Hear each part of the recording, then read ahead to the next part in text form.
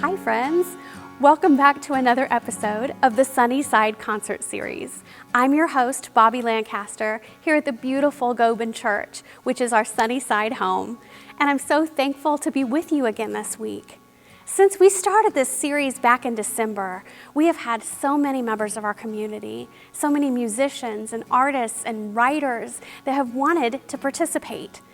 And it's just been a blessing to be a part of it, to know that what we're doing, connecting with you, resonates with so many different people in our community. And I know why. It's because of love. And it's because we love you.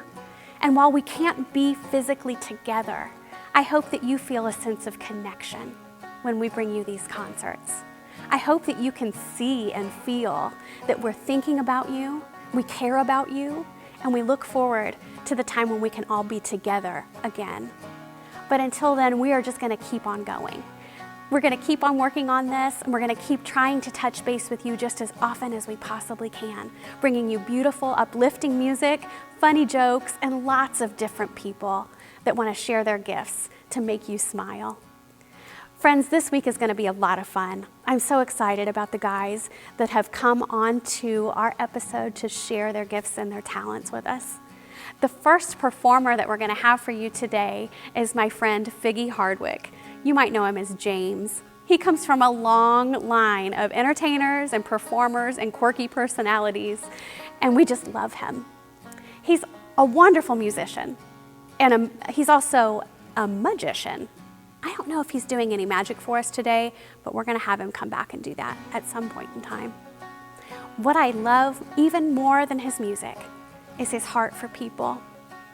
Figgy spends a lot of time uplifting people who have made poor choices in their lives. And he does it in such a way that they get to feel cared for. And sometimes that makes all the difference in the world.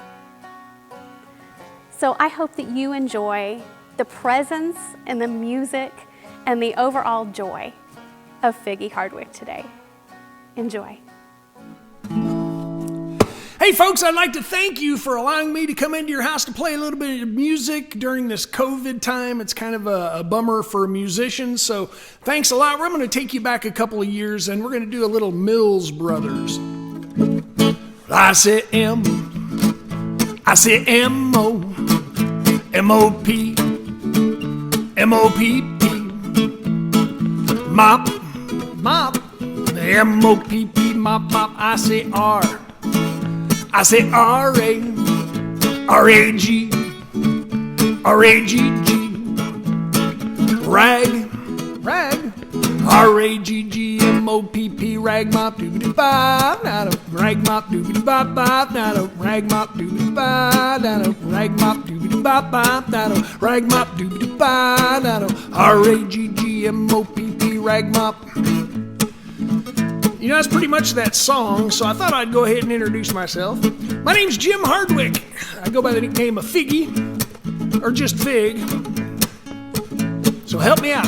I say F, I say F-I, F-I-G, F-I-G-G, Fig, F-I-G-G-F, I said F, I say F-I, F-I-G, F-I-G-G, Y, F-I-G-G-Y, F-I-G is Figgy Fig Doo-Doo-Ba, Nado, Figgy Fig Doo-Doo-Ba-Ba, Nado, Figgy Fig Doo-Doo-Ba, Nado, Figgy Fig Doo-Doo-Ba-Ba, Nado, Figgy Fig Doo-Doo-Ba, Nado, F-I-G-G-Y, F-I-G is Figgy Fig, F-I-G-G-Y, F-I-G is Figgy Fig, Figgy Fig.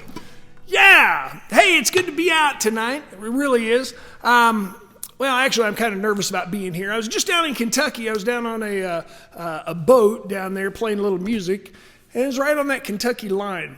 And there was a woman that was sitting down front. Whenever I started singing My Old Kentucky Home, I could see that she started tearing up, and she started sobbing a little bit. So after my song, I went down to talk to her, and I said, "Excuse me, ma'am, I saw that you were tearing up a little bit. Are you from Kentucky?"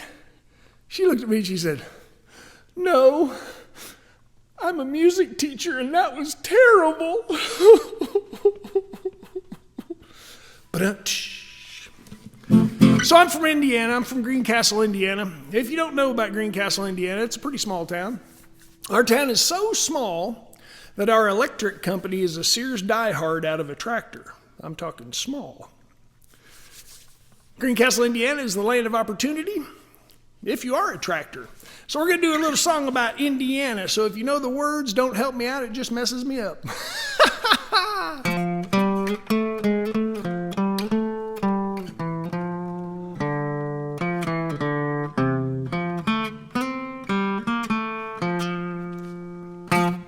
Back home again in Indiana, and it seems that I can see that gleaming candlelight still shining so bright through the sycamore. For you and me, that new mode hay sends out its fragrance through the fields I used to roam. And I dream about the moonlight on the Wabash, and I long for my Indiana home.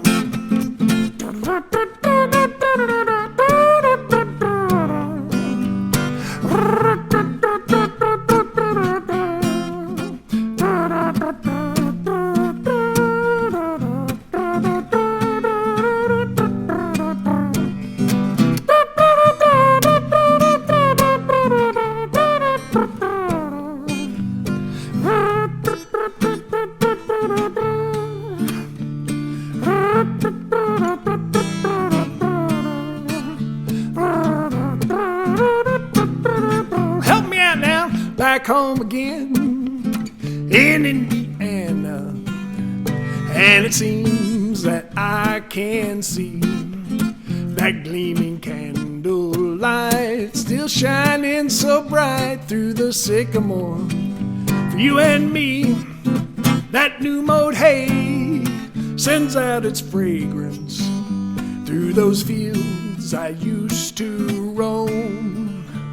And I dream about the moonlight on the Wabash, and I long for my Indiana home. Back home again in Indiana, and it seems that I can see that gleaming candlelight still shining so bright through the sycamore. For you and me, that new mode hay sends on its fragrance through the fields I used to roam. And I dream about the moonlight on the Wabash, and I long for my Indiana, whoa, my Indiana, whoa, my Indiana home.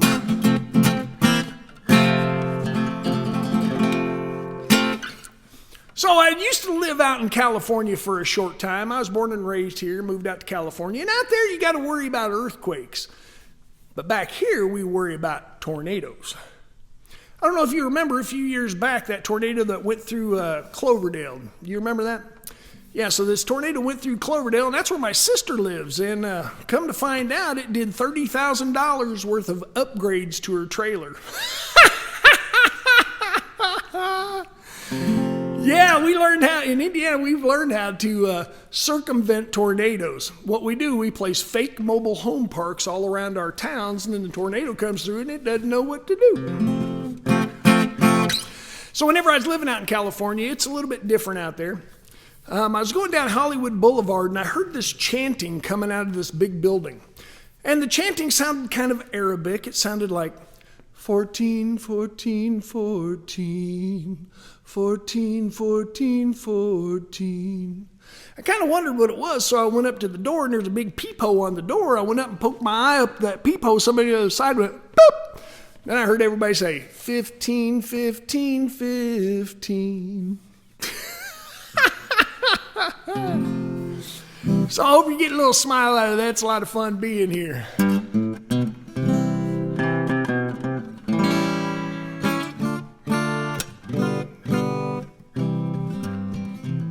When you're smiling, that whole world smiles with you.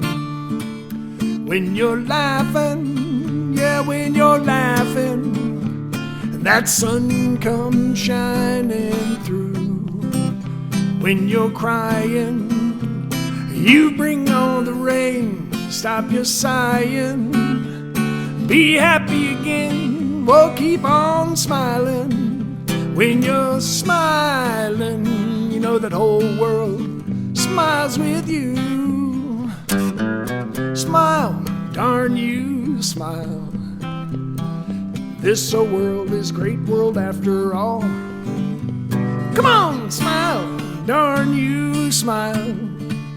Pretty soon, old lady luck pays you a call. Now life ain't quite as black as what it's painted. Time for you and joy to get acquainted. Make your life worthwhile. Smile, darn you, smile. Ain't she sweet? See her walking down the street.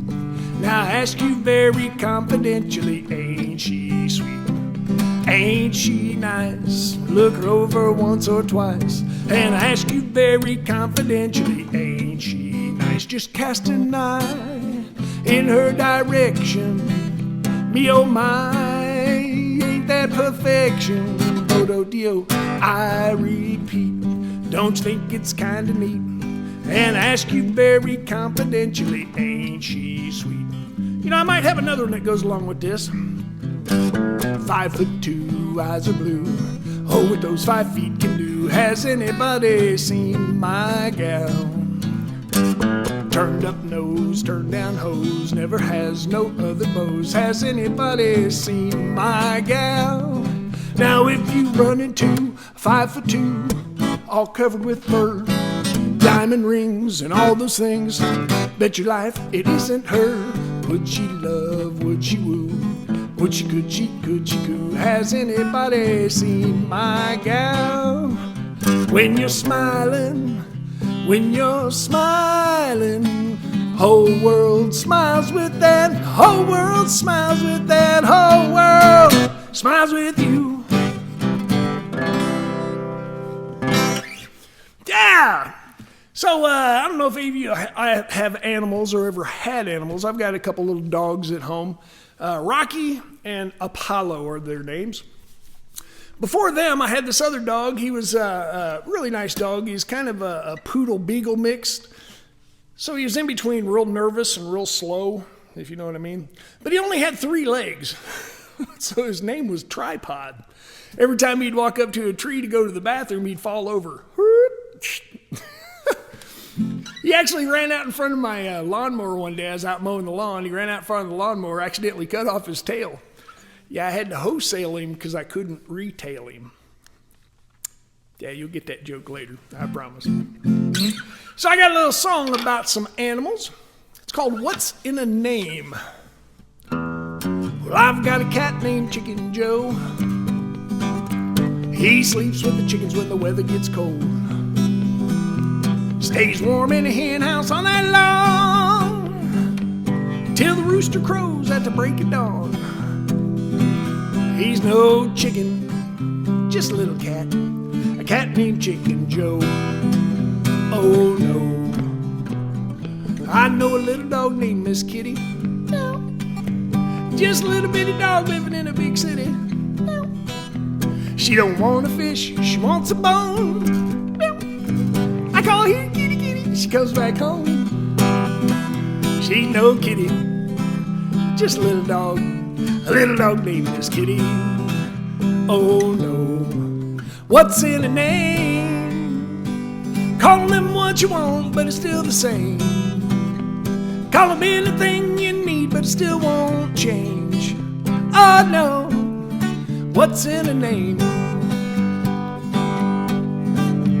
Well, I heard about a parakeet named King Kong. King Kong, just tweeting and chirping all day long. Gets mad enough to knock down a house in a rage. It's sure a good thing can't get out of that cage. He's no gorilla, just a little bird, a parakeet named King Kong. Oh no. Well, Fred's got a mule and he calls him Mister. I'd rather kiss a mule than my sister. steady as he goes through rock and snow. But he gets me where I need to go. He's no human, he's just a mule. She's no doggy, just a little cat. He's no chicken, just a little cat. A cat named Chicken Joe. Oh no, what's in the name? Call him what you want, but it's still the same. Call him anything you need, but it still won't change. Oh no, what's in a name?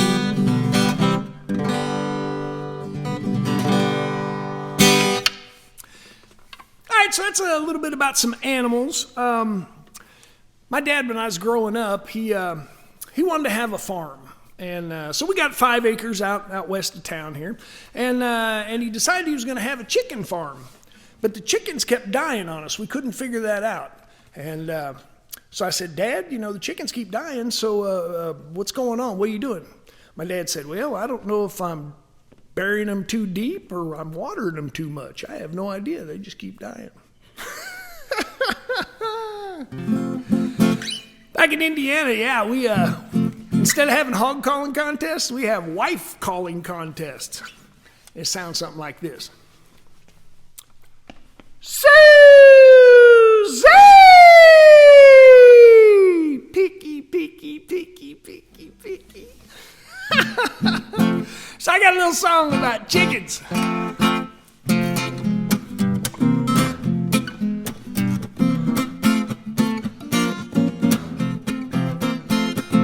Chicken, light brown chicken, barbecue chicken. Won't you send it down the line?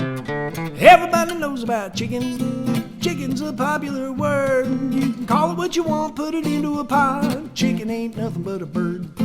Might not be tops on your taste buds, bound to be second or third. But be as it may, I'm telling you today, chicken ain't nothing but a bird. You can roast it, boil and spoil it, cook it in a pan or a pot. Eat it with potatoes, rice or tomatoes, chicken's to what you got. Oh, it was a dish for old Caesar and also King Henry III. But Columbus was hip when he said take a tip. Chicken ain't nothing but a bird.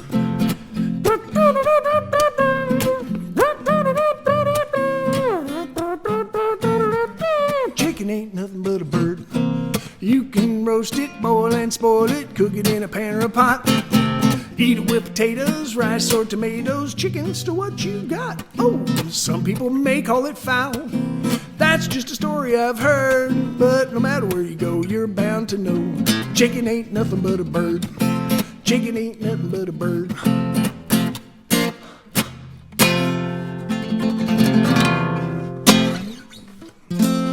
Something like that. So I got a little song for you, another little song about chickens. One night, Farmer Brown was taking some air. Locked up the barn there with the greatest of care. Down in the hen house, something stirred when he said, "Who's that?" This is what he heard. Ain't nobody here but us chickens. Nobody here but us. Calm yourself and stop your fuss, 'cause there ain't nobody here but us.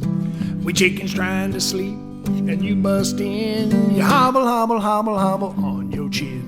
Ain't nobody here but us chickens. Nobody here but us. Stomping around, shaking the ground, stirring up an awful dust. We chickens trying to sleep and you bust in. You hobble, hobble, hobble, hobble on your chin. Well, tomorrow is a busy day. We got things to do and eggs to lay. We got ground to dig and worms to scratch. You know, it takes a lot of sitting to get those chicks to hatch. Ain't nobody here but us chickens. Nobody here but us. Calm yourself and stop your fuss, 'cause there ain't nobody here but us. Kindly point that gun the other way and hobble, hobble, hobble off and hit the hay. Well, tomorrow is a busy day. Things to do and eggs to lay. We got ground to dig and worms to scratch. You know, it takes a lot of sitting to get those chicks to hatch. Ain't nobody here but us chickens. Ain't nobody here but us. stomping around, shaking the ground, stirring up an awful dust. Kindly point that gun the other way and hobble, hobble, hobble off and hit the hay. I said hobble, hobble, hobble off and hit the hay. Farmer, it's easy pickings. You know there ain't nobody here but us chickens. Yeah. So what goes better with chicken than homegrown tomatoes? I like me some homegrown tomatoes. Ain't nothing in the world that I like better. Bacon and lettuce and homegrown tomatoes. I'm up in the morning, out in my garden, gonna get me a ripe one. Don't get a hard one, plant them in the spring, eat them in the summer. All winter without them is a culinary bummer. I forgets about my sweating and digging every time I goes out. Pick me a big one, homegrown tomatoes, homegrown tomatoes. What would life be without them homegrown tomatoes? Only two things that money can't buy, that's true love, homegrown tomatoes. You can go out to eat, that's for sure. There ain't nothing that a homegrown tomato won't cure. Put it on the side, put it in the middle, put a homegrown tomato in a hot cake griddle. Eat 'em with eggs, eat 'em with gravy, eat 'em with beans, pinto or navy. Put 'em on the side, put 'em in the middle, put a homegrown tomato on a hot cake griddle. Homegrown tomatoes, homegrown tomatoes. What would life be without them homegrown tomatoes? Only two things money can't buy, that's true love, homegrown tomatoes. If I was to change the life I lead, I'd be Johnny Tomato Seed. I know what this country needs, a little homegrown tomato in every yard you see. Now when I die, don't bury me in any old boxing in the cemetery. Out in the garden would be much better, where I'd be pushing up homegrown tomatoes, homegrown tomatoes, homegrown tomatoes. What would life be without them homegrown tomatoes? Only two things money can't buy, that's true love, homegrown tomatoes.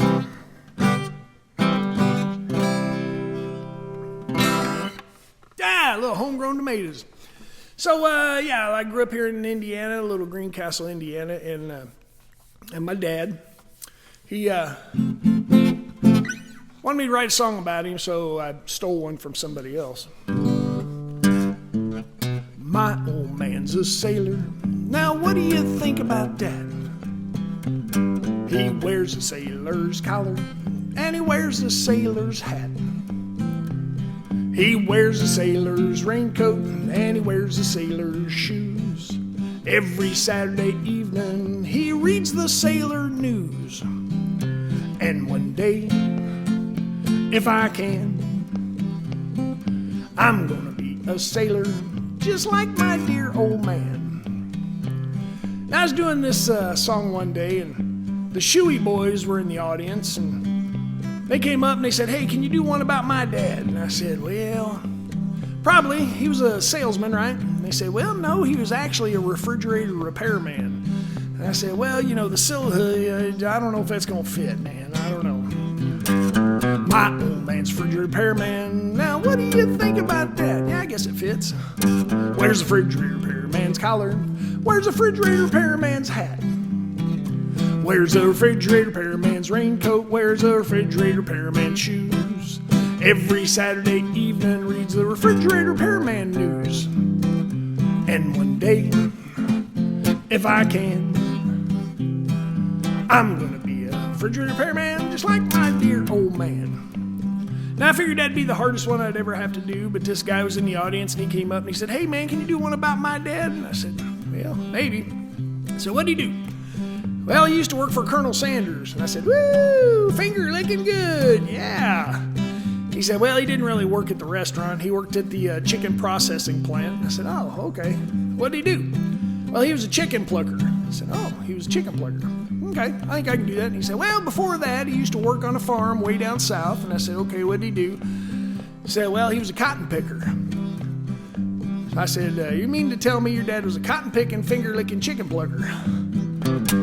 My old man's a cotton picking, finger licking chicken plugger. Now, what do you think about that? Where's a cotton picking, finger licking chicken plugger's collar? Where's a cotton picking, finger licking chicken plugger's hat? Where's a cotton picking, finger licking chicken plugger's raincoat? Cotton picking, finger licking chicken plugger's shoes? Every Saturday evening reads the cotton picking news. And one day, if I can, I'm gonna be a cotton picking, finger licking chicken plugger just like my dear old man.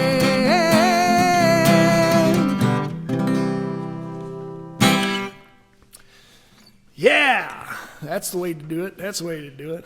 How much time we into?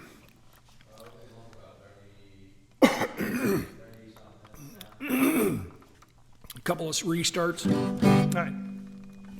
Well, let me do this one. Yeah, being from Greencastle a little bit different. Whenever you get married, things just kind of happen. Many years ago, I was 23. I was married to a widder who was purty as can be. Widder had a grown-up daughter who had hair of red. My father fell in love with her and soon the two were wed. This made my dad my son-in-law, changed my very life. Daughter was my mother-in-law, she was my father's wife. To complicate the matter, even though it brought me joy, I soon became a father of a bouncing baby boy. I'm my own grandpa. I'm my own grandpa. It sounds funny, I know, it really is so. I'm my own grandpa. Here's the hard part. Little baby then became a brother-in-law to dad. So became my uncle, though it made me very sad. For if he were my uncle, then that also made him brother of the widow's grown-up daughter, who of course was my stepmother. Father's wife had a son who kept him on the run. He became my grandchild, for he was my daughter's son. My wife is now my mother's mother, and it makes me blue, because although she is my wife, she's my grandmother too. I'm my own grandpa. Help me sing it. I'm my own grandpa. It sounds funny, I know, it really is so. I'm my own grandpa. If my wife is my grandmother, I'm her grandchild. Every time I think of it, it nearly drives me wild. For now I have become the strangest case you ever saw. As husband of my own grandmother, I'm my own grandpa. I'm my own grandpa. I'm my own grandpa. It sounds funny, I know, it really is so. I'm my own grandpa. Thank you very much. It's been a pleasure coming and playing a little bit of music for y'all. Thanks a lot. Have a great night. Friends, we have another good friend that has come to spend a little bit of time with us today. It's my joy to introduce to you Phil Gulley. When I first met Phil, he was a Quaker pastor, and he still is pastoring a Quaker church here in Indiana. But he is a gifted writer. He's the kind of writer that says it without directly saying it. You know what I mean? He can make us think and feel and ponder and even wrestle a little bit with ourselves. He can lead us into places that are difficult and help us laugh there. He's really an Indiana treasure. And I was overjoyed when he said that he would like to come and spend some time with us here at the Sunnyside Concert Series. So dear friends, please enjoy the writings of our friend, Phil Gulley. It's warming in Indiana. Daylight is expanding, and Betty Bartley at the Republican newspaper has prophesied an early spring. We subscribers are privy to the same calendar as Betty, but she has an unerring sense about such matters. We all know some years spring doesn't arrive until 3 or 4 weeks after the calendar has proclaimed it, spring not being so much a date as it is a frame of mind. The Quaker meeting I pastor has been worshiping via Zoom for the past year, and if Betty is right, we'll gather outside for worship on Easter morning underneath the trees, contemplating the resurrection, the spring sun filtering through the budded limbs, the wild onions, vibrant green and leggy, poking up through the meeting house lawn. 100 quiet Quakers sitting in folding chairs, masked and socially distanced, hoping God will interrupt our silence with the good news that our promised land is near. When I was a kid, I read a book about near-death experiences, vivid accounts of people beating insurmountable odds and forever after being happy, appreciative, and unafraid. I wonder if the same thing might be true for entire societies, and that those of us who survive this pandemic will emerge with a renewed appreciation for life, like my Uncle Larry did after a teenage boy driving a jacked-up pickup truck crossed the center line and crashed into him, nearly killing him. Instead, he lived and arrived home a month later, a changed man, no longer fretting about money or politics or the Colts draft pick. I said, those of us who survived this pandemic, as if I've escaped death, but one never knows. This past September, I had a low-grade fever, a nagging cough, and was so fatigued all I could do for several weeks was lie on the couch watching reruns of Hogan's Heroes. I finally drove to the hospital where a lady stuck a telephone pole so deep in my left nostril it hit my brain, causing my right leg to twitch. 4 days later, the hospital phoned to tell me the test was negative, which should have made me happy, but instead caused me to worry even more, wondering what I had. It wasn't quite a near-death experience, but it was close. As a teenager, I tended toward shyness, so secretly wished for a near-death experience from which I would recover, my personality changed for the better. Shy boy comes back to life to attend prom with cheerleader and lead football team to victory, the headline of the Republican newspaper would read.